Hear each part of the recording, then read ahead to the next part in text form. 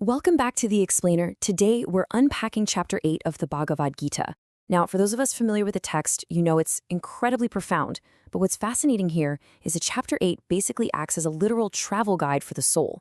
It actually lays out the exact precise mechanics of what happens when we leave this life, offering up some seriously detailed instructions for the journey ahead.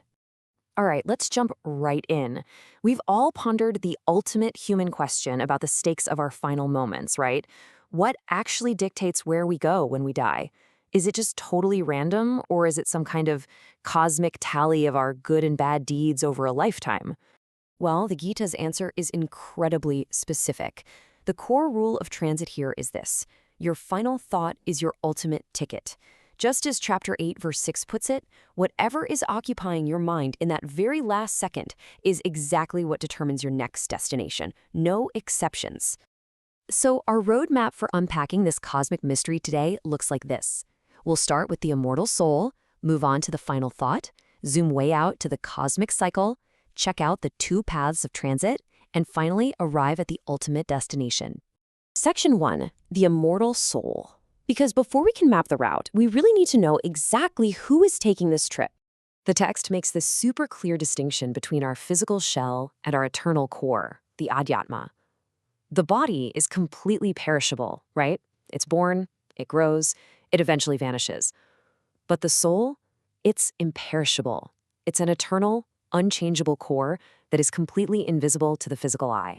And to help us grasp this, the text offers such a brilliant, relatable, real-world analogy. Shedding your physical body at death is literally just like taking off a set of worn-out clothes. The person inside the clothes doesn't just cease to exist when the jacket is thrown away. They just change their outfit. If we look at this through a modern, scientific lens, it perfectly mirrors the law of conservation of energy. Think about a massive skyscraper being demolished. The foundational atoms aren't truly lost. They just return to the earth. Energy is always conserved. It simply changes from a manifested state to an unmanifested one. The soul operates on that exact same eternal principle. Section 2, the final thought.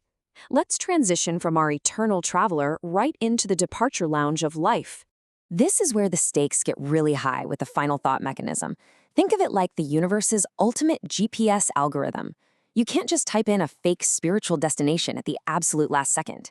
It's the cumulative search history of your life's actions, your habits, your daily focus. That is what programs your final thought, locking in the coordinates for wherever you're going next. So why is maintaining that single-pointed focus so incredibly difficult?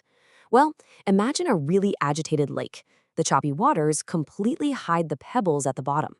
In the same way, a restless, distracted mind obscures our true self. Amidst all the chaos of modern life, the stress, the constant notifications, and especially during the physical distress of leaving the body, holding onto that focus requires intense preparation. To calm those waters down, the Gita actually lays out a highly specific, step-by-step yogic process. You close the doors of perception, essentially shutting out the noise of the physical world. Confine your mind in your heart, fix your vital force right in your head, and utter the sacred syllable Om. It's a very precise methodology for capturing and stabilizing the mind. Section 3, the cosmic scale. Okay, let's zoom way, way out from that single individual breath to the staggering timeline of the cosmos itself. The sheer scale of a single cycle of creation and dissolution here is just mind-blowing. A single day of Brahma lasts 4.32 billion terrestrial years. And actually, think about that for a second. It's wild how closely that number mirrors modern science's estimate for the age of our Earth. A night of equal length follows. The text brings this up to prove a point. Even if your good deeds earn you a spot in the highest heavenly realms, those realms are still bound by time, which means eventually you're subject to return. Section 4, the two paths. Let's bring it back down to our individual traveler and look at the actual transit routes available after departure. The scriptures outline an incredibly stark contrast between two distinct routes.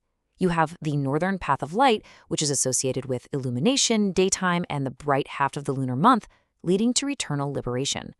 Conversely, there's the southern path of darkness, associated with smoke and ignorance, and that one leads straight back into the cycle of rebirth in the material world. Section 5, the ultimate destination. So where exactly does that path of light take the successful traveler?